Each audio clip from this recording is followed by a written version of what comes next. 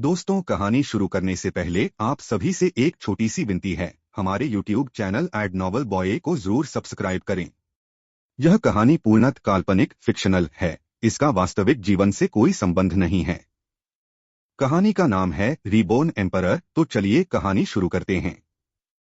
देवतल के दक्ष का आकर्ष पर प्रहार आकर्ष और दिया दोनों नागवंश के महल से रवाना हो चुके थे।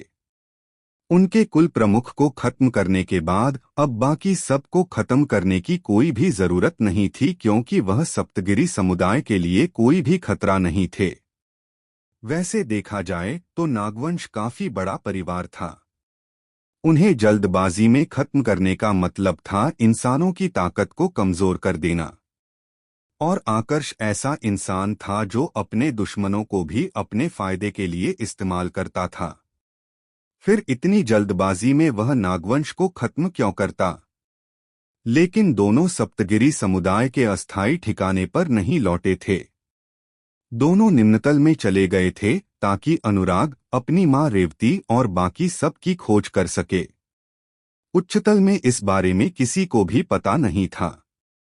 नागवंश में आज जो कुछ भी हुआ था, उसके बाद वरिष्ठ एल्डर इतना ज्यादा डर चुके थे कि उन्होंने पूरे परिवार के सामने यह घोषणा कर दी थी कि अब से नागवंश और सप्तगिरी समुदाय के बीच कोई भी दुश्मनी नहीं होगी।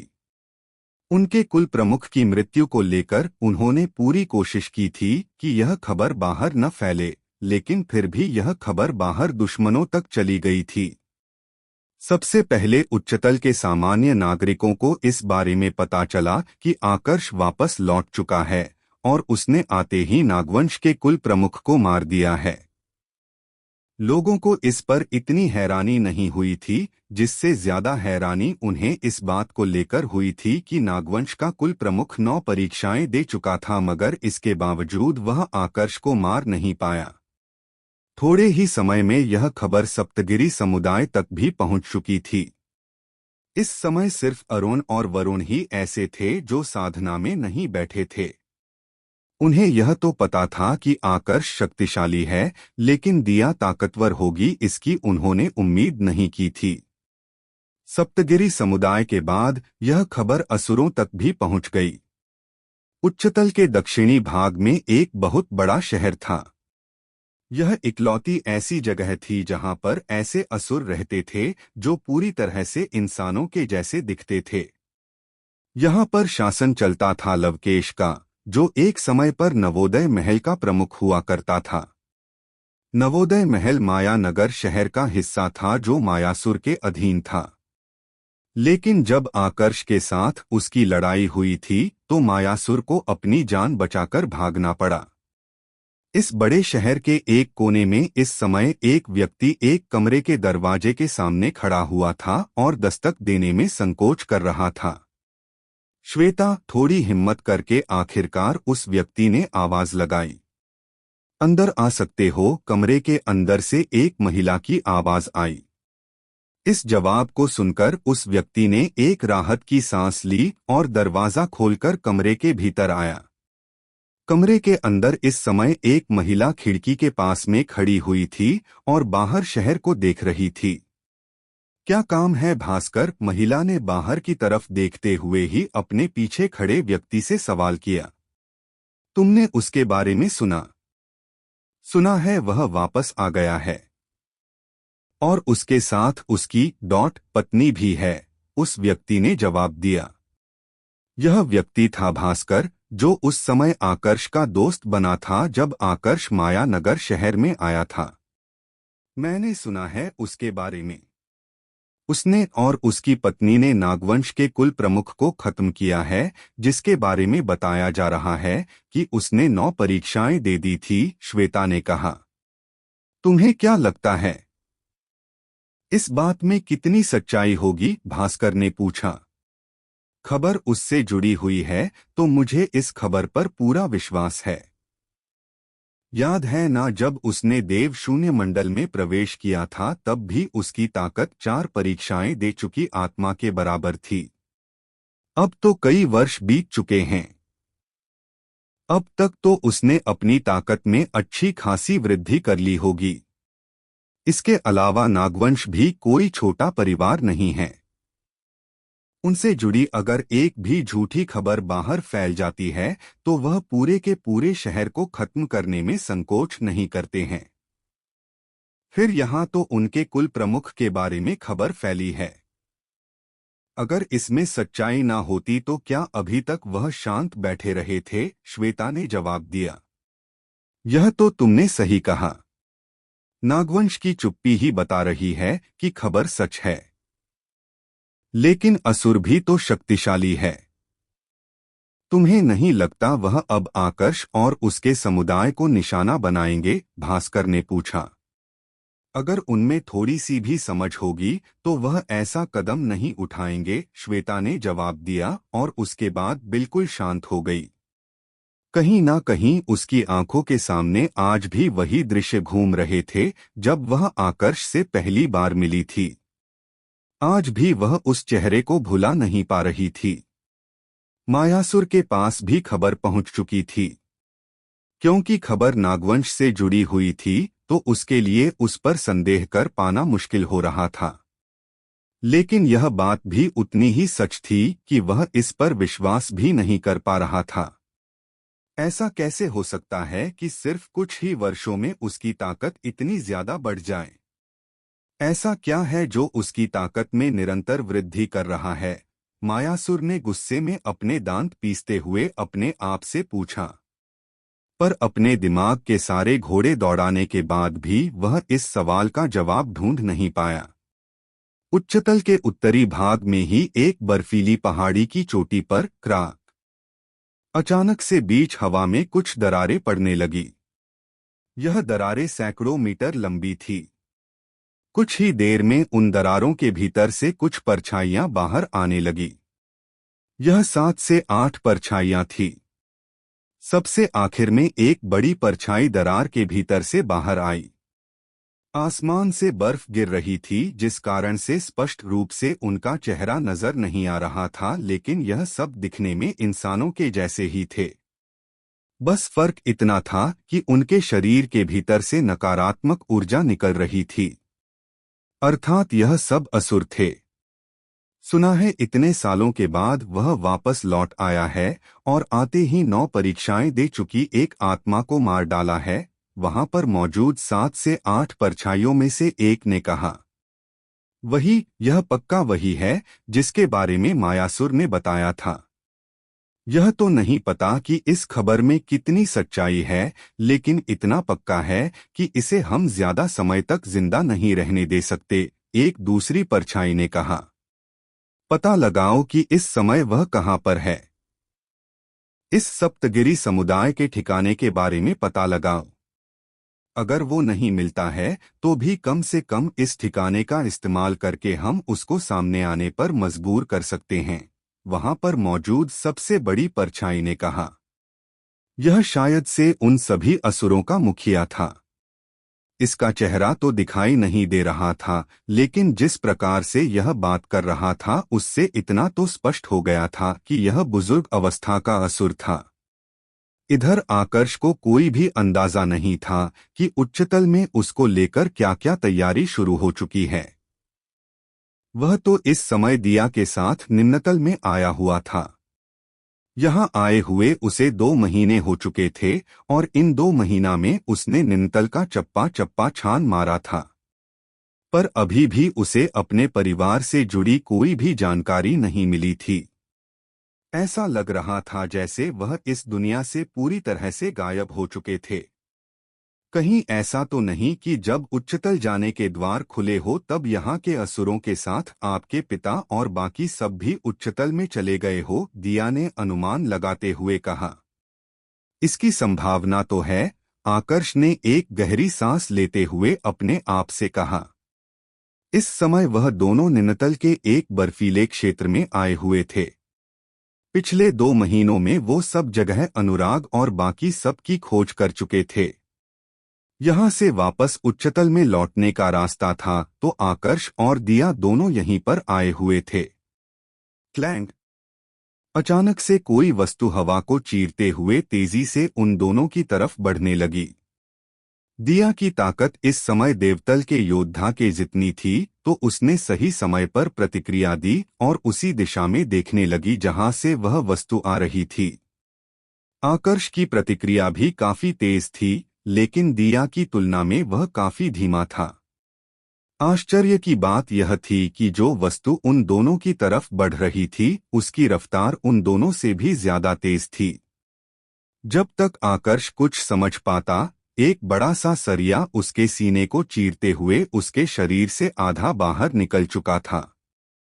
सिर्फ इतना ही नहीं, उसके शरीर में घुसने के बाद भी उस सरिये में इतना वेग था कि वह आकर्ष के शरीर को उठाकर पीछे की तरफ लेकर चला गया था। वह सरिया जाकर एक बड़े से पत्थर के अंदर घुस गया। आकर्ष का शरीर भी उस सरिया के साथ चिपका हुआ था, जिस कारण उसकी पीठ उस पत्थर पर जाकर लगी और उसकी हड्डियों पर इतनी गहरी चोट लगी कि सारी हड्डियां टूटकर चकनाचूर हो गई। इससे भी ज्यादा अजीब बात यह थी कि इतनी चोट लगने के बावजूद उसके शरीर से खून नहीं निकला था, न ही उसे खून की उल्टी हुई थी। उसका पूरा शरीर बर्फ में जमने लगा था। कैच! अगले ही पल एक और सरिया जाकर आकर्ष के हाथों में लगा और उसके हाथों को भी पत्थर के साथ जोड़ दिया। अब आकर्ष पूरी तरह से उस पत्थर के साथ चिपक चुका था। शक्तिशाली देव ऊर्जा उसके शरीर पर दबाव बना रही थी, जिस कारण वह अपना सिर भी नहीं उठा पा रहा था। उसकी चेतना धीरे धीरे करके कमजोर हो रही थी। वहीं रुक जाओ दक्ष, उन्हें छोड़ दो। अगर तुमने उन्हें कुछ भी किया तो मैं भी अपने आप को खत्म कर लूंगी। और यह बात तुम बहुत अच्छे से जानते हो कि अगर मैंने खुद को खत्म करने की कोशिश की तो तुम चाहे कितने ही शक्तिशाली क्यों ना हो, मुझे रोक नहीं सकते, दिया ने गुस्से से भरे स्वर में कहा। क्या कहा तुमने? इस कमजोर कीड़े के लिए तुम अपने आप को खत्म करोगी? एक व्यक्ति की गुस्से से भरी आवाज सुनाई दी। आकर्ष उसके चेहरे को तो नहीं देख पा रहा था, लेकिन उसके शब्दों को अच्छे से सुन पा रहा था। आवाज से वह अंदाजा लगा पा रहा था कि यह उसी की उम्र का कोई व्यक्ति रहा होगा। जिस प्रकार से दिया और वह व्यक्ति आपस में बात कर रहे थे, उससे यह भी स्पष्ट हो गया था कि दोनों एक दूसरे को बहुत पहले से जानते होंगे। जितनी ताकत उस व्यक्ति ने उस पर इस्तेमाल की थी, उससे आकर्ष को यह समझ में आ गया था कि यह व्यक्ति देवतल का है। और पूरे देवतलों में सिर्फ एक ही व्यक्ति है जो दिया के लिए उस पर प्रहार कर सकता, और वह है वही रहस्यमय योद्धा जिसने अग्नि गुरुकुल के गुरुकुल प्रमुख को दिया की सुरक्षा का भार सौंपा था। किसी तरह से उसने हिम्मत की, अपनी सारी ऊर्जा को एकत्रित किया और आसमान की तरफ देखने की कोशिश की। यह तो उसे पता था कि अभी वह इस योद्धा का मुकाबला नहीं कर सकता है, लेकिन वह फिर भी उसका चेहरा देखना चाहता था। यह कोई कीड़ा नहीं है, यह मेरे पति हैं, दिया ने गुस्से से भरे स्वर में जवाब दिया। पति? अच्छा मजाक है। तुम्हें तुम्हारी यादें वापस मिल चुकी है, तो यह भी पता होगा कि तुम मेरी पत्नी बनने वाली थी। दोनों परिवारों के बीच शादी का प्रस्ताव रखा गया था, जिसको तुम्हारे परिवार ने स्वीकार भी किया था। उस व्यक्ति की आवाज फिर से सुनाई पड़ी।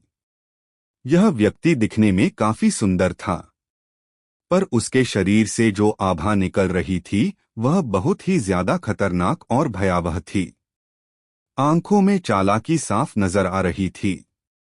उसका चेहरा पूरा शैतानियत से भरा हुआ था। बालों का रंग वैसे तो काला था, लेकिन कुछ बाल ऐसे थे जो हल्के सुनहरे और गहरे नीले रंग में चमक रहे थे। शादी का प्रस्ताव शिवालिका के साथ था, जो उसी दिन मर गई थी जिस दिन शादी तय हुई थी। मैं अब दिया हूँ, जिसकी पहचान आकर्ष की पत्नी के रूप में है। चाहे मेरे 100 जन्म भी हो जाएं, मुझ पर सिर्फ आकर्ष का अधिकार रहेगा। मुझे अच्छे से पता है कि तुम्हें मुझसे शादी मेरे परिवार की ताकत के लिए करनी थी, इसलिए तुम्हारा चयन मैं कभी भी नहीं करूंगी, दिया ने जवाब दिया। और तुम्हें लगता है तुम मुझे धमकी देकर इस कीड़े को खत्म होने से रोक सकती हो। इस तरह का मच्छर तुम्हें क्या दे सकता है? तुम्हारा परिवार देवतल में है। तुम्हारा स्थान वहां पर है। यहाँ मृत्यु लोक में तुम्हें कुछ भी हासिल नहीं होने वाला। आज नहीं तो कल यह मच्छर मरेगा। लेकिन तुम समय के अंत तक जिंदा रह सकती हो। जानती हो तुम्हारी माँ को तुम्हारी कितनी फिक्र हो रही थी। मैंने उनसे वादा किया है कि मैं तुम्हें वापस देवतल में लेकर चलूंगा। उस व्यक्ति जिसका नाम दक्ष था, उसने कर्कश आवाज में कहा।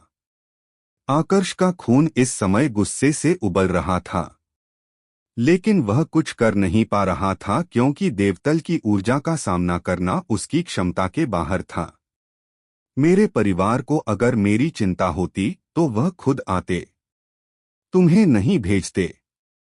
तुम आए हो इसका मतलब है कि तुमने उन्हें कभी मेरे बारे में बताया ही नहीं और तुमने ही मुझे इस मृत्यु लोक में भेजा।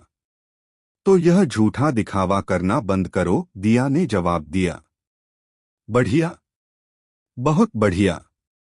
तुम दोनों को क्या लगता है, जिसने तुम्हारा जन्म लेने से पहले इतनी सारी तैयारी कर ली हो, वह तुमसे मिलने से पहले बिना तैयारी के आएगा? दक्ष ने हंसते हुए कहा और फिर अपने हाथ को आगे किया। इस बार उसने आकर्ष के शरीर पर लगने वाली ऊर्जा को भी थोड़ा सा कम कर दिया था ताकि आकर्ष और भी ज्यादा आसानी के साथ उसकी तरफ देख सके। जैसे ही दिया और आकर्ष की नजर दक्ष के हाथ की तरफ गई तो दोनों गुस्से से उबल पड़े। असल में दक्ष के हाथ में एक कांच का बक्सा था, जिसके भीतर कई छोटे कमरे बने हुए थे। प्रत्येक कमरे के भीतर आकर्ष का एक करीबी कैद था। उसके पिता अनुराग से लेकर उसकी माँ रेवती, उसका बेटा आविर, उसकी पत्नी कन्वी और अनवी, उसके भाई बाली, महागुरु और उनके अलावा वह सब लोग जिनको आकर्ष काफी अच्छे से जानता था, सबके सब उन कमरों में कैद थे। यहाँ तक कि आकर्ष और दिया की बेटी आव्या भी उसमें कैद थी। दक्ष, छोड़ दो इन्हें, इनकी कोई भी गलती नहीं है, दिया ने गुस्से से उबलते हुए कहा। इनकी गलती नहीं है। इनकी सबसे बड़ी गलती यह है कि यह तुम्हारी पहचान के लोग हैं। मुझे पता है इस समय तुम दोनों गुस्से से उबल रहे हो, लेकिन एक बात अच्छे से समझ लो, अगर तुम मेरे साथ देवतल चलती हो तो ठीक है, वरना मैं सबको मार दूंगा। और शुरुआत होगी इनसे, दक्ष ने हंसते हुए कहा और फिर पिंजरे में बंद सहस्त्रजीत और जयम को अपना निशाना बना लिया। तुरंत दोनों के शरीर पर एक तेज दबाव लगना शुरू हुआ और पलक झपकते ही दोनों भाप बनकर उड़ गए। सहस्त्रजीत, जयम दोनों को अपनी आंखों के सामने मरा देख आकर्ष गुस्से से बौखला उठा। भले ही उसका उन दोनों के साथ खून का रिश्ता नहीं था, लेकिन दोनों उसके साथ तब से थे जब वह इस मृत्यु लोक में बस एक सामान्य योद्धा हुआ करता था।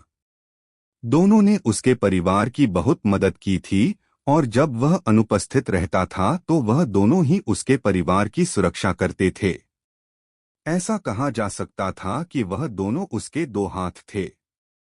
दोनों को इस तरह से खत्म हुआ देख उसे बुरा कैसे नहीं लगता। दक्ष, तुम्हें गुस्सा मुझ पर है ना? तुम मुझे मारो, लेकिन सबको जाने दो। अगर अपनी सलामती चाहते हो तो मुझे खत्म करो, और इस बात का ध्यान रखना कि मेरी सांसें रुक जाएं। अगर मैं जिंदा रहा तो अपने पिता की कसम खाकर कहता हूं कि तुम चाहे आयामों के पार भी चले जाओ, तुम्हें ढूंढकर खत्म करूंगा, आकर्ष ने गुस्से से उबलते हुए कहा। फिलहाल के लिए तो अपनी फिक्र करो। मेरी ऊर्जा का सामना तुम कर नहीं पा रहे और तुम्हें लगता है तुम मेरे जितने ताकतवर हो जाओगे कि मुझे खत्म कर सको। इससे बड़ा मजाक मैंने आज तक नहीं सुना, दक्ष ने हंसते हुए कहा। उसका नाम अपने देवतल में भी काफी ज्यादा प्रसिद्ध था। फिर वह भला आकर्ष जैसे मृत्यु लोक के एक योद्धा को गंभीरता से क्यों लेता? रुक जाओ, तुम यही चाहते हो ना कि मैं तुम्हारे साथ वापस चलूं? ठीक है, मैं तुम्हारे साथ चलूंगी। लेकिन तुम बाकी सबको जाने दोगे? दिया ने गुस्से में अपने दांत पीसते हुए कहा। तुम अभी इस स्थिति में नहीं हो कि मेरे सामने शर्त रख सको। मैं फैसला करूंगा कि क्या करना है। तुम मेरे साथ चलोगी और उसके बदले में मैं तुम्हारे इस नाकारा पति को जिंदा छोड़ूंगा। लेकिन जिनको मैंने कैद किया है वह सब मेरी कैद में ही रहेंगे। आज तक किसी ने भी मुझे मारने की धमकी नहीं थी, पर तुम्हारे इस नाकारा पति ने कहा कि यह मुझे मारेगा। अब मैं भी देखना चाहता हूं कि यह मुझे कैसे मारता है, दक्ष ने जवाब दिया। दिया इस समय पर कहना तो बहुत कुछ चाहती थी, लेकिन अभी स्थिति ऐसी नहीं थी कि वह दक्ष को कुछ कह पाए। इसलिए उसने आकर्ष की तरफ देखा और ऊर्जा के द्वारा संदेश भेजते हुए कहा, आप चिंता मत कीजिए, मुझे कुछ नहीं होगा। मुझे आपकी ताकत पर विश्वास है और मैं जानती हूं कि एक दिन आप मुझे और बाकी सबको बचाने आएंगे। पता तो मुझे पहले से था कि एक दिन आएगा जब मुझे वापस लौटना होगा, लेकिन मुझे उम्मीद नहीं थी कि यह दिन इतनी जल्दी आ जाएगा। जो हुआ उसमें आपकी कोई गलती नहीं है, तो खुद को कभी भी दोष मत दीजिएगा। मैं वादा करती हूं कि जब तक मैं जिंदा हूं किसी को भी कुछ नहीं होने दूंगी। आप भी मुझसे वादा कीजिए कि आप बेवजह के खतरे में नहीं पड़ेंगे। मैं आपका इंतजार करूंगी। दिया की आवाज टूटने लगी थी। शायद उसे भी पता था कि वह दिन जल्दी नहीं आएगा। किसी तरह से उसने अपने आप को संभाला और फिर देवतल के लिए रवाना हो गई। लेकिन जैसे ही वह वहां से गायब होने वाली थी, दक्ष ने आवाज लगाते हुए कहा, इतनी भी क्या जल्दी है? अभी मुझे एक जरूरी बात करनी है, उसके बाद यहां से चलते हैं। यह कहकर दक्ष आकर्ष की तरफ बढ़ने लगा जो अभी भी उस पत्थर से बंधा हुआ था। वहीं रुक जाओ दक्ष, अगर तुमने उन्हें कुछ भी किया तो मैं खुद को खत्म कर लूंगी, दिया ने गंभीर स्वर में कहा। मुझे मजबूर मत करो दिया। इस भूल में मत रहना कि तुम्हारी बात सुन रहा हूं, इसका मतलब यह है कि मैं तुमसे डर गया हूं। रही बात इस कीड़े को खत्म करने की, तो इसके लिए अभी सही समय नहीं आया है। अगर इसे खत्म ही करना होता तो इसे जिंदा क्यों छोड़ता? दक्ष ने कर्कश आवाज में कहा और फिर आकर्ष के ठीक सामने आकर खड़ा हो गया। अब उसने अपना हाथ आगे बढ़ाया और आकर्ष के गले को दबाते हुए कहा, जाने से पहले तुम्हें एक जरूरी जानकारी देनी थी। अपने दुश्मनों की मैं पूरी खबर रखता हूं। वह जो आज के समय मुझे मारना चाहते हैं और वह जो आगे भविष्य में मेरे लिए खतरा बन सकते हैं, मैं दोनों पर नजर रखता हूं। मुझे पता है तुम्हारा परिवार ही तुम्हारी कमजोरी है। इसीलिए तो बहुत लंबे समय से मैंने इनको कैद करके रखा था। खैर, तुम्हारे पास पछतावा करने और रोने के लिए बहुत समय होगा। मैं तुम्हारा इंतजार करूंगा। पर उससे पहले यह जान लो कि तुम्हारे मास्टर जिसने तुम्हें सारी तकनीकें दी थी, वेगवानास, वो खड्ग देवतल नामक एक देवतल का सम्राट है। तुम्हें इस बारे में तो पता नहीं होगा, है ना? दक्ष की यह बात सुनकर आकर्ष को काफी तेज झटका लगा। उसकी चेतना जो लगभग धूमिल हो चुकी थी, एकदम से उसे ऐसा लगा जैसे उसमें एक नई ताकत आ गई हो। मेरे मास्टर के बारे में तुम्हें कैसे पता? और तुम इस बारे में मुझे क्यों बता रहे हो? आकर्ष ने पूछा। अच्छा सवाल है। इसलिए बता रहा हूं क्योंकि मुझे पता है तुम्हें यह विश्वास होगा कि तुम्हारे मास्टर देवतल से तुम्हारी कोई मदद कर सकते हैं। लेकिन तुम्हें यह नहीं पता कि तुम्हारे मास्टर को मारने के लिए मैं अपने लोगों को बहुत पहले ही भेज चुका हूं। अब तक तो वह लोग तुम्हारे मास्टर को एक दर्दनाक मौत दे चुके होंगे। कुल मिलाकर कहे तो अब तुम्हारे पास कुछ भी नहीं है। तुम्हें पता है मैं चाहूं तो तुम्हें बड़ी आसानी से मार सकता हूं, पर दिया की वजह से मैं रुका हुआ हूं। मुझे उसकी आंखों में तुम्हारे लिए जो सौम्यता है उसे खत्म करना मैं चाहता हूं कि वह भी उस दिन उस दृश्य को देखें जब तुम सब कुछ खोने के बाद पूरी तरह से हार चुके हो। तभी तो मैं उसके दिल में अपनी जगह बना पाऊंगा।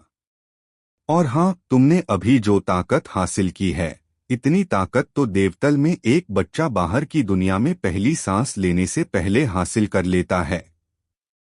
यहाँ आने से पहले जो जो तुम्हारी मदद कर सकता था उन सबको मैंने रास्ते से हटाने की योजना बना ली थी। मैं तुम्हें 100 साल का समय देता हूँ। देखता हूँ तुम कैसे अपनी पत्नी और अपने परिवार को बचाते हो। दक्ष ने अपने चेहरे पर एक शैतानी मुस्कुराहट लाते हुए कहा। उसने यह सब इसलिए कहा था ताकि आकर्ष का मनोबल तोड़ सके, क्योंकि यह बात तो उसे भी पता थी कि अगर उसके मन में बदले की भावना जिंदा रही तो आगे चलकर ज्यादा नहीं तो आकर्ष उसके खिलाफ षड्यंत्र रच सकता है। दूसरा आयाम और विजयपाल 3 दिन बीत चुके थे। आकर्ष अपनी सुध बुध खोकर बर्फीली जमीन पर गिरा हुआ था। उसे कोई भी जानकारी नहीं थी कि वह उस पत्थर से अलग होकर वापस जमीन पर कैसे गिरा था। अपनी चेतना पूरी तरह से खोने से पहले उसे सिर्फ 3 शब्द सुनाई दिए थे। और यह 3 शब्द थे दिव्यतल, रुद्राणी परिवार और शिवालिका। इनमें से शिवालिका शब्द का मतलब तो आकर्ष को पता था। यह दिया के पिछले जन्म का नाम था। लेकिन दिव्यतल और रुद्राणी परिवार के बारे में उसे कोई भी जानकारी नहीं थी। उसे तो देवतल के बारे में भी संपूर्ण जानकारी नहीं थी। फिर दिव्यतल के बारे में कैसे पता होता? ना ही उसे यह पता था कि उसे उस पत्थर से आजाद किसने किया था। जब उसकी आंखें खुली तब वह जमीन पर गिरा हुआ था। इस समय उसके चेहरे पर कोई भी भाव नहीं था। अंदर से तो वह टूटा हुआ था क्योंकि उसने एक ही पल में सब कुछ खो दिया था। लेकिन बाहर एक अजीब सी शांति थी। अभी तक उसे लगता था कि इतनी ताकत हासिल करने के बाद वो देवतल में काफी आसानी से जगह बना लेगा। लेकिन वह गलत था। एक देवतल का सम्राट भी अगर दक्ष के एक आदमी के सामने कुछ नहीं था तो फिर दक्ष और उसके परिवार की ताकत किस स्तर में रही होगी। एक अंदाजा भी लगाया जाए तो भी कम से कम उनके पास इतनी ताकत तो होनी चाहिए थी कि सभी देवतलों को खत्म कर सके। पर क्या इतनी ताकत किसी व्यक्ति के पास होना संभव भी था? संभव हो या ना हो, दक्ष को इसकी कीमत चुकानी होगी, दृढ़ता से भरी आवाज में आकर्ष ने अपने आप से कहा। इसके बाद उसने अपनी आंखें बंद की और वहीं पर बैठकर साधना करने लगा। सबसे पहले तो उसे अपनी देवऊर्जा को सक्रिय करना था और उसके बाद उसके शरीर पर जितने भी जख्म लगे थे उन सब को भरना था। लगभग 4 घंटे तक उसी अवस्था में बैठे रहने के बाद आकर्ष ने आखिरकार अपनी आंखें खोली।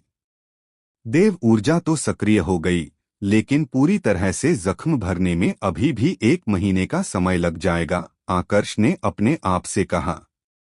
अभी उसका शरीर इतना मजबूत था कि कोई भी जख्म कुछ पलों में भर सकता था। लेकिन जो जख्म उसे दक्ष की वजह से मिले थे उनको भरने में कम से कम 1 महीने का समय लगने वाला था। कुछ देर तक उसी जगह पर चुपचाप बैठे रहने के बाद वह अपनी जगह से खड़ा हुआ और वापस उच्चतल में आ गया। यहाँ पर उसने सबसे पहले अपनी जादुई अंगूठी में से एक टोकन निकाला और उसके साथ किसी से संपर्क करने की कोशिश की। लगभग आधे घंटे बाद जब आकर्ष उच्चतल के उत्तरी भाग में आया तो वहां पर एक व्यक्ति पहले से ही उसका इंतजार कर रहा था। यह था अक्षय। वही अक्षय जो उसे अंतरायामी क्षेत्र में मिला था। मुझे तुम्हारे आयाम में चलना है। कोई रास्ता है? आकर्ष ने अक्षय से पूछा। आकर्ष की आवाज काफी शांत थी और चेहरे पर कोई भी स्पष्ट भाव नहीं थे। लेकिन अक्षय आकर्ष को काफी लंबे समय से जानता था, इसलिए उसे समझने में देर नहीं लगी कि आकर्ष के साथ कुछ तो गलत हुआ है। तुम ठीक हो? चेहरे का रंग क्यों उड़ा हुआ है? अक्षय ने पूछा। अक्षय उसके करीबी दोस्तों में आता था तो आकर्ष ने कुछ भी नहीं छुपाया और उसे सब कुछ बता दिया। तो तुम कह रहे हो कि देवतल के अलावा भी कोई जगह है जहां से वह योद्धा आया था और उसने तुम्हें खत्म करने की कोशिश की, लेकिन दिया के कारण उसने तुम्हें जिंदा छोड़ दिया और अब तुम्हारा पूरा परिवार उसकी कैद में है। अक्षय ने आश्चर्य से भरे स्वर में पूछा। देवतल के अलावा भी कुछ था, इसके बारे में अक्षय को जानकारी नहीं थी। पहले मैं यहाँ पर रहना चाहता था क्योंकि यहाँ पर मेरा परिवार था, लेकिन अब सब कुछ जा चुका है। यहाँ पर अब मेरा कोई भी नहीं है। इसलिए जब तक देवतल से मुझे बुलाया नहीं जाता तब तक मैं तुम्हारे आयाम में रहना चाहता हूँ, आकर्ष ने कहा। देखो, हमारे आयाम में जाना असंभव तो नहीं है। कई तरीके हैं जिससे तुम दूसरे आयाम में प्रवेश कर सकते हो, लेकिन मुझे उन तरीकों के बारे में ज्यादा जानकारी नहीं है। हम एक कोशिश करके देख सकते हैं, लेकिन इससे पहले हमें अंतरायामी क्षेत्र में चलना चाहिए।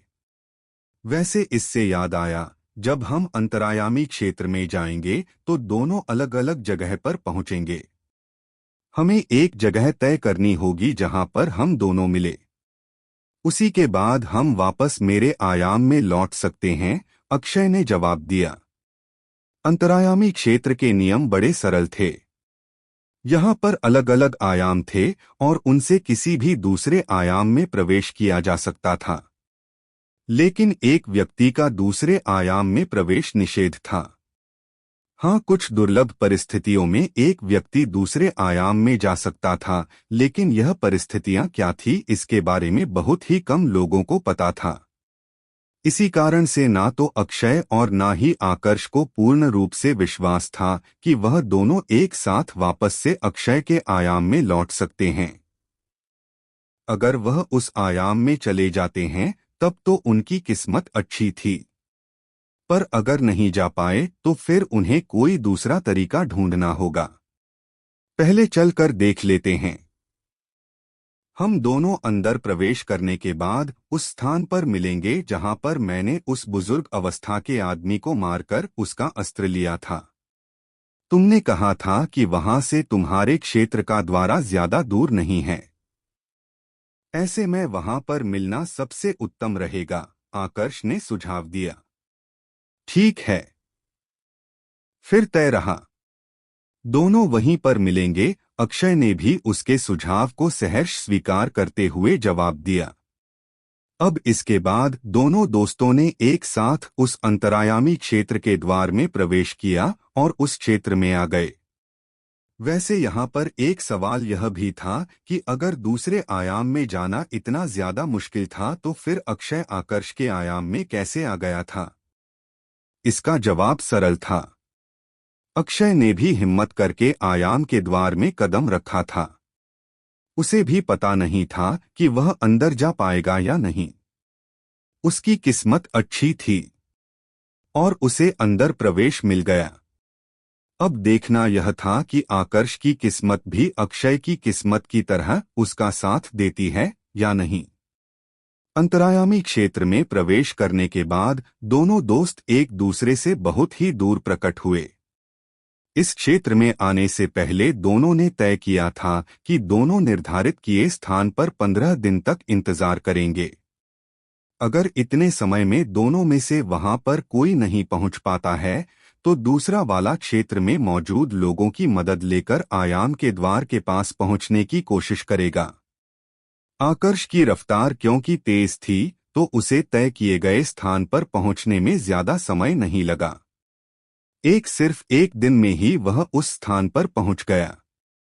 उसके बाद अगले 14 दिनों तक वो वहीं पर बैठकर अक्षय के आने का इंतजार करने लगा, लेकिन अक्षय वहां पर नहीं आया। आकर्ष ने उसके साथ संपर्क करने की भी कोशिश की, लेकिन कोई फायदा नहीं हुआ। जरूर वह किसी मुसीबत में फंस चुका होगा या फिर साधना में बैठ गया होगा। 15 दिन हो चुके हैं। अब इंतजार करने से अच्छा है मैं किसी ऐसे व्यक्ति को ढूंढूं जो उसी के आयाम का हो। आज नहीं तो कल अक्षय उस स्थान पर तो आएगा ही जहां पर उसके आयाम का द्वार खुला है। आकर्ष ने मन ही मन अपने आप से कहा और लोगों को ढूंढने लगा। लगभग एक दिन तक यहाँ वहां घूमने के बाद आखिरकार उसका सामना लोगों के एक समूह से हो गया। यह सभी लोग इस समय एक नकाबपोश को घेर कर खड़े थे। दिखने में वह नकाबपोश किसी महिला के जैसा लग रहा था। उसके हाथ में एक खंजर था। देखकर ही साफ पता चल रहा था कि वह एक देवतल का अस्त्र था जिसे वहां पर मौजूद बाकी सभी लोग हासिल करना चाहते थे। तुम्हारे पास यह आखिरी अवसर है। अगर यह खंजर हमारे हवाले कर देती हो तो हम तुम्हें जिंदा छोड़ देंगे, अन्यथा मरने के लिए तैयार हो जाओ, लोगों के समूह में खड़े एक व्यक्ति ने कहा। पर नकाबपोश की तरफ से कोई जवाब नहीं आया। यह देखकर लोगों का गुस्सा बढ़ गया और वह सभी उस महिला पर प्रहार करने की तैयारी करने लगे। क्या तुम में से कोई ऐसा व्यक्ति यहाँ पर है जो क्षीरपथ आयाम से हो? इसी पल पर आकर्ष की आवाज उन सभी लोगों को सुनाई पड़ी। उसकी आवाज ने सभी का ध्यान अपनी तरफ खींच लिया था। पहले तो सभी को चिंता होने लगी थी, क्योंकि अगर कोई शक्तिशाली योद्धा वहां पर आ जाता तो उन्हें वह देवतल का अस्त्र नहीं मिलता। लेकिन जब उन्होंने देखा कि आवाज लगाने वाला व्यक्ति कोई आत्मा नहीं बल्कि योद्धा है, तो सभी ने उसे नजरअंदाज कर दिया। असल में उस समूह में 2 से 3 लोग ऐसे थे जिन्होंने 3 से 4 परीक्षाएं दे दी थी। ऐसे में वो देव शून्य मंडल के योद्धा को गंभीरता से क्यों लेते? सभी के ऐसे बर्ताव को देखकर आकर्ष को बिल्कुल भी अजीब नहीं लगा। उसे पता था कि वह सभी लालच में इस प्रकार का बर्ताव कर रहे हैं। इसलिए उसकी नजर शुरू से लेकर अंत तक सभी की आंखों पर थी। जब उसने क्षीरपथ आयाम के बारे में पूछा था तो सिर्फ नकाबपोश महिला की आंखों में ही हल्की सी हलचल हुई थी, जिसका मतलब था कि या तो उसे आयाम के बारे में पता था या फिर वह खुद उस आयाम से आई थी। बस इसी कारण से आकर्ष ने उस लड़ाई में हस्तक्षेप नहीं किया, पर दूर खड़ा होकर लड़ाई देखने लगा। नकाबपोश महिला के हाथ में जो खंजर था उसके साथ उसकी ताकत काफी ज्यादा बढ़ चुकी थी। उसकी ताकत 5 परीक्षाएं दे चुकी आत्मा के बराबर थी, जिस कारण से उसने वहां मौजूद सभी लोगों को काफी आसानी से खत्म कर डाला। जब सब कुछ शांत हो गया तब आकर्ष ने उस महिला की तरफ देखा और पूछा, क्या तुम क्षीरपथ आयाम से हो? आकर्ष का यह सवाल सुनकर उस महिला को लगा कि शायद आकर्ष भी उसके पास से देवतल का वह खंजर लेना चाह रहा है। इसलिए उसने भी गुस्से से भरे स्वर में पूछा, क्या तुम्हें यह अस्त्र चाहिए? उसके सवाल को सुनकर आकर्ष को समझने में देर नहीं लगी कि महिला को गलतफहमी हो गई है। उसने तुरंत अपनी शक्तियों को सक्रिय किया और अपने मास्टर की तकनीक का प्रयोग किया। उसके ऐसा करते ही उसके शरीर से आक्रामक आभा निकलनी शुरू हो गई और बहुत सारी तलवारें उसके चारों तरफ इकट्ठा हो गई। उस महिला ने जिस खंजर को अपने हाथ में मजबूती से पकड़ रखा था, वह खंजर भी उसके हाथ से छूटकर उससे दूर चला गया और आकर्ष के सामने आकर झुक गया, मानो आकर्ष को प्रणाम कर रहा हो। क्या अब भी यही कहना चाहोगी कि मैं तुमसे तुम्हारा यह अस्त्र लेना चाहता हूं? अगर मुझे यह अस्त्र लेना होता तो कब का ले चुका होता। मुझे बस तुम्हारे आयाम के द्वार का पता जानना है। मुझे वहां पर ले चलो, मैं यह अस्त्र तुम्हें वापस लौटा दूंगा, आकर्ष ने उस महिला से कहा। लेकिन महिला की तरफ से कोई जवाब नहीं आया, बल्कि एक सवाल आया, क्या तुम आकर्ष हो? महिला से इस सवाल की उम्मीद आकर्ष ने नहीं की थी। उसने वापस सवाल करते हुए कहा, अगर मैं आकर्ष हूं तो भी क्या? तुम्हें तुम्हारे खंजर से मतलब होना चाहिए।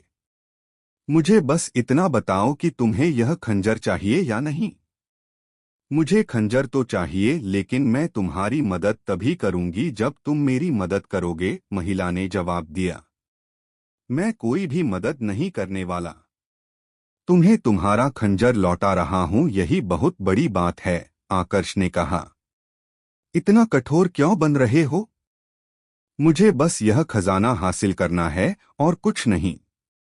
तुम्हारी ताकत के साथ उस खजाने को हासिल करने में हमें सिर्फ 2 से 3 दिन का समय लगेगा। उसके बाद मैं तुम्हें आयाम के द्वारा तक पहुंचा दूंगी। 2 से 3 दिन में तुम्हारा कोई बड़ा नुकसान तो नहीं होगा, लेकिन मेरी मदद करोगे तो मेरे लिए वह बहुत महत्व रखेगा, महिला ने जवाब दिया। ठीक है, पर उसके बाद भी अगर तुमने रास्ता दिखाने से मना किया तो मैं तुम्हें खत्म करने से पहले एक पल भी नहीं सोचूंगा, आकर्ष ने कहा। इसके बाद वह उस महिला के साथ उस स्थान पर आ गया जहां पर खजाना छुपा था। यह एक उत्तम श्रेणी का खजाना था। आकर्ष की ताकत के साथ उसे उस खजाने को हासिल करने में सिर्फ 3 दिन और 3 रात का समय लगा। इस खजाने में जो सबसे कीमती संसाधन था वह था एक ऐसी दिव्य योग्यता जो योद्धा की ताकत में कुछ समय के लिए वृद्धि कर सकती थी। अब अगर कोई और होता तो वह इस प्रकार की दिव्य योग्यता को बिल्कुल भी नहीं छोड़ता, पर आकर्ष ने उस पर बिल्कुल भी ध्यान नहीं दिया क्योंकि उसके पास अपनी अवशोषण तकनीक थी जो उसकी ताकत में अच्छी खासी वृद्धि कर देती थी। दिव्य योग्यता हासिल होने के बाद वह महिला आंखें बंद करके उसकी साधना करने लगी। उसे साधना करता देख आकर्ष ने भी अपनी कुमार त्रयोदशी तकनीक का अभ्यास शुरू कर दिया। अब जब उसके पास समय था तो वह अपनी ताकत में वृद्धि करना चाहता था। तलवार तकनीक का अभ्यास करते हुए समय कब गुजर गया उसे पता ही नहीं चला। वह तो जब उस महिला ने उसे आवाज लगाई तब जाकर आकर्ष को याद आया कि उसे यहाँ से बाहर भी निकलना है। साधना पूरी हुई? आकर्ष ने पूछा। हाँ, हो गई, महिला ने जवाब दिया। बहुत बढ़िया। अब मुझे बताओ कि तुम्हारे आयाम में जाने का द्वार किस दिशा में है? आकर्ष ने पूछा। पूर्व दिशा में, महिला ने जवाब दिया। बढ़िया, फिर वहीं चलते हैं, आकर्ष ने कहा और उसके बाद अपनी ऊर्जा का इस्तेमाल करके उस महिला को एक बड़े से घेरे में बंद कर दिया। फिर अपनी तेज रफ्तार के साथ पूर्व दिशा में रवाना हो गया। उसकी रफ्तार इतनी तेज थी कि उस महिला के लिए भी देख पाना मुश्किल हो रहा था कि उसके सामने कब कौन सा दृश्य आ रहा है। उसे तो सब कुछ धुंधला नजर आ रहा था। लगभग 15 मिनट बाद आकर्ष एक स्थान पर रुका और उसने फिर से महिला से पूछा, अब किस दिशा में जाना है? यहां से दक्षिण दिशा में जाना होगा, महिला ने जवाब दिया। एक बार फिर आकर्ष अपनी तेज रफ्तार के साथ उसे लेकर आगे बढ़ने लगा। इसी तरह रास्ता पूछते हुए लगभग 4 घंटे बाद वह दोनों उस स्थान पर पहुंच गए जहां से द्वार सामने नजर आ रहा था। वहां पर पहुंचने के बाद आकर्ष ने उस महिला को अपने ऊर्जा के घेरे से आजाद किया और अक्षय का इंतजार करने लगा। तुम क्या ऐसे हर समय चुपचाप ही खड़े रहते हो? आकर्ष को इतना शांत देखकर महिला ने पूछा। क्यों, तुम्हें इससे कोई समस्या है? जवाब देने की जगह आकर्ष ने वापस उसी महिला से सवाल किया। नहीं, ऐसा कुछ भी नहीं है, पर अगर तुम थोड़ा घुल मिलकर बात करो तो समय गुजारना काफी आसान हो जाएगा, वरना तो तुम्हें देखकर ऐसा लगता है जैसे मैं किसी पत्थर की मूर्ति के साथ खड़ी हूं जो कभी बोलेगी ही नहीं, महिला ने जवाब दिया। तो तुम्हें क्या बात करनी है? आकर्ष ने पूछा। ज्यादा कुछ नहीं, अपना परिचय ही दे दो। फिर मैं अपना परिचय दूंगी, महिला ने जवाब दिया। मेरे बारे में तुम्हें पहले से ही पता होगा, बताने के लिए कुछ भी नया नहीं है, आकर्ष ने कहा। तो फिर तुम्हारी साथी कहाँ पर है? वैसे मैंने सुना है कि हमारे आयाम का भी एक योद्धा तुम्हारा काफी अच्छा दोस्त है। तुम उनके साथ क्यों नहीं हो? महिला ने पूछा। वह सभी यहीं पर आने वाले हैं। मुझे रास्ता पता नहीं था इसलिए मैंने तुमसे पूछा, आकर्ष ने जवाब दिया। जैसे जैसे वह बातें कर रहा था उसका मन हल्का होता जा रहा था, वरना इतने समय से तो उसके मन में सिर्फ गुस्सा ही भरा हुआ था। तो यह बात है। चलो अब मैं अपने बारे में बताती हूँ। मेरा नाम नित्या है। मैं कावेरी परिवार से हूँ। यह एक पवित्र नदी मानी जाती थी और उसी के नाम पर हमारे परिवार का नाम पड़ा है। हमारा परिवार अस्त्रों का निर्माण करता है। और हाँ, तुम्हारा जो साथी है, जो हमारे ही आयाम का सदस्य है, उसके परिवार के साथ हमारी बिल्कुल भी नहीं बनती। यह कुछ सामान्य जानकारी है जो मेरे विचार से तुम्हारे लिए पर्याप्त होनी चाहिए। उस महिला जिसका नाम नित्या था, उसने आकर्ष से कहा। इसी तरह बातचीत में समय गुजरने लगा और बहुत जल्द 3 दिन बीत गए। 3 दिन बाद अक्षय वहां पर आया। यह कौन है? नित्या को वहां पर देख अक्षय ने आकर्ष से पूछा। इसका नाम नित्या है। यह किसी कावेरी परिवार की सदस्य है जो शायद तुम्हारे ही आयाम में कहीं पर स्थित है, आकर्ष ने जवाब दिया। कावेरी परिवार की नित्या? तुम तो वही होना जिसे सब कावेरी परिवार की नई पीढ़ी की सबसे प्रतिभाशाली और शक्तिशाली योद्धा कहते हैं। आकर्ष का जवाब सुनने के बाद अक्षय ने आश्चर्य से भरे स्वर में नित्या से पूछा। उसकी बात सुनकर नित्या के चेहरे पर स्वाभिमान से भरी एक मुस्कुराहट आ गई।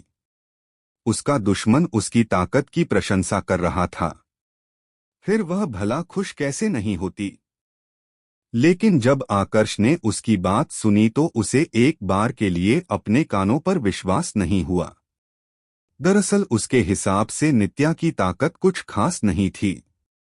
वह ऐसा व्यक्ति तो नहीं था जो ताकत के बल पर किसी के चरित्र को देखता। लेकिन यहाँ पर वह भी मजबूर हो गया था क्योंकि अक्षय और नित्या का परिवार दोनों एक दूसरे के दुश्मन थे। अगर नित्या की ताकत ही इतनी कम थी और इसके बावजूद वह अपने परिवार की नई पीढ़ी की सबसे शक्तिशाली और प्रतिभाशाली योद्धा थी तो साफ पता चल रहा था कि उसके कावेरी परिवार की वास्तविक ताकत कितनी रही होगी। इस हिसाब से तो नित्या के परिवार में कोई भी ऐसा योद्धा नहीं रहा होगा जिसने 9 परीक्षाएं दे दी हो। थोड़ी देर के बाद आकर्ष ने अपने चेहरे के भाव ठीक किया और नित्या व अक्षय की तरफ देखते हुए कहा, हमें यहाँ से चलना चाहिए। मुझे बहुत सारे काम करने हैं। माफ करना, मैं मुसीबत में फंस गया था, इस कारण आने में समय लगा। पर अब उस मुसीबत से छुटकारा मिल चुका है और हम वापस अपने आयाम में लौट सकते हैं, अक्षय ने जवाब दिया और फिर आकर्ष व नित्या के साथ आयाम के द्वार की तरफ बढ़ने लगा। लेकिन जैसे ही वह तीनों आयाम के द्वार से होकर दूसरी तरफ जाने वाले थे, उन तीनों को किसी की आवाज सुनाई पड़ी जिसे सुनकर तीनों अपने स्थान पर ही रुक गए। तो आखिरकार तुम यहाँ पर आ ही गए, अक्षय, इस आवाज में गुस्से का भाव साफ झलक रहा था। रक्षक एल्डर विजयपाल बिना आवाज के स्रोत की तरफ देखे ही अक्षय को पता चल चुका था कि उसे आवाज किसने लगाई है।